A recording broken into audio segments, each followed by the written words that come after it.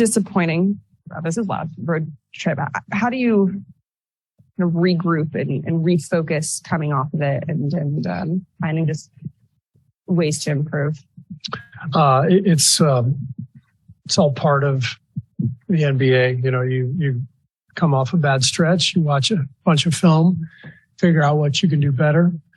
Coaching staff makes a few adjustments, give players the instructions and the advice, and then everybody is all in together and you bounce back. So that's the plan. I'm really confident that we can do that. A year ago, we lost 9 out of 11 games in March and won the championship a couple months later. So there are just times in the NBA season where things can go off the rails a little bit, and a big part of being a great team, being a solid organization is just understanding how to sort of work through that. What's the latest with Dante? I'm sorry? What's the latest with Dante? So Dante practiced today, didn't do anything live, but he's looking better. He won't play tomorrow, but we're hopeful that he could play Friday against Cleveland. That'll give him a week of practice, so he's feeling a lot better.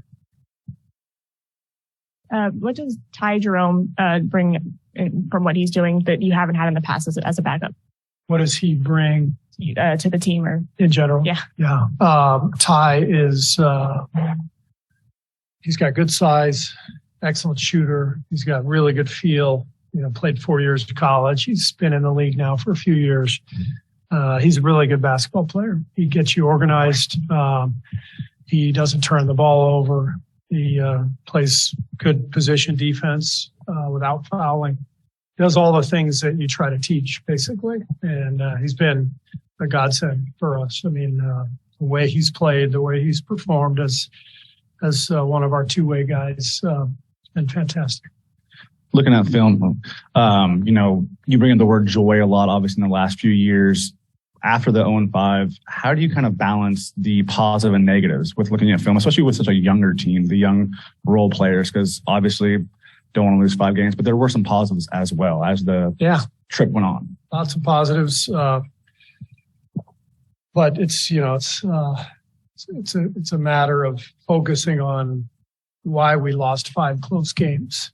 So you can show some of the positive things that happened during that stretch, but then you really got to lock in on the detail and the small mistakes that are just killers, not boxing out, fouling, all the stuff that we've been talking about.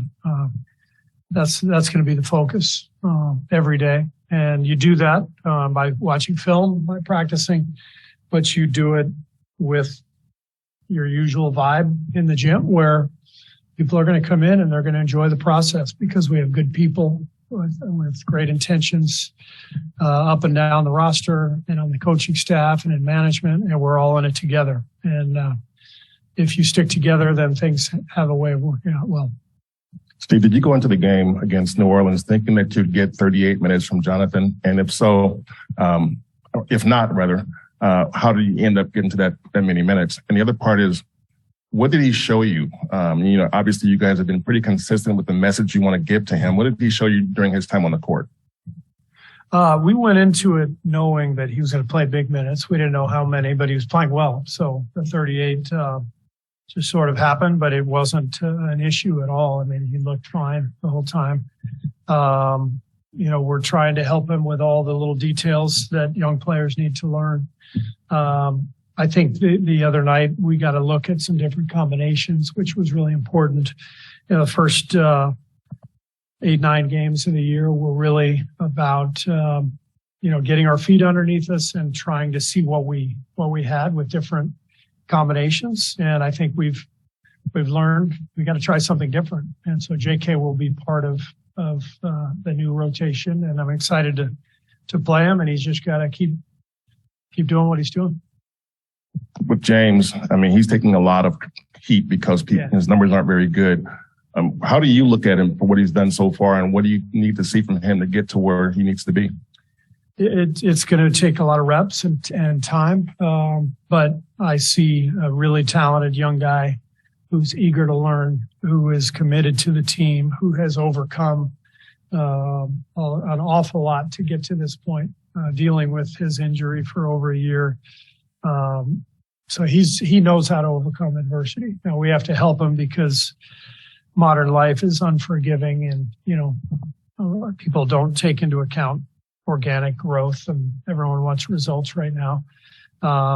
It's not going to be that way, especially for a big guy with very little experience. It takes a little longer for big guys to adjust to the NBA game, and if you play 3 college games, then you got a lot more to learn. So he's got plenty to learn, but he's a willing learner, and we're going to take our time with him. And I have no doubt long term, he's going to be a really good player. And how do you keep him from, there's instances where he will make a mistake or something and he kind of hangs his head a little bit. How do you keep him, focused on what's happening, not what has happened already? Yeah, I mean, that's a focus of ours with everybody, next play mentality, but it's especially important when a guy's struggling, a young guy is, maybe taking flack. That's where the support of the group really comes into play. Players, coaches, we're in his corner. Everybody has so much respect for James, given the way he carries himself and how badly he wants this. But as I said, there's no shortcutting the process of development. So he's just got to keep going. You just reiterated that Kuminga will be a part of this new rotation. Are there any other shifts that we can expect to see? And also, where do you see his minutes coming from? Yeah, there are other changes you can expect to see, but you can't expect me to name those changes right now. 2 questions that just building off of that. When there seems to be this tug of war of the deep team and guys who might deserve more time in the rotation, but only a certain amount of minutes per game, how do you navigate all this? Might it be a challenge for the whole season? Yeah, I mean, that's what coaching is about. Every single season for me, there's difficult decisions. You have to have hard conversations, but they just have to be honest. The guys go in and out of the rotation. The thing I learned as a player, I just wanted to know if that was happening.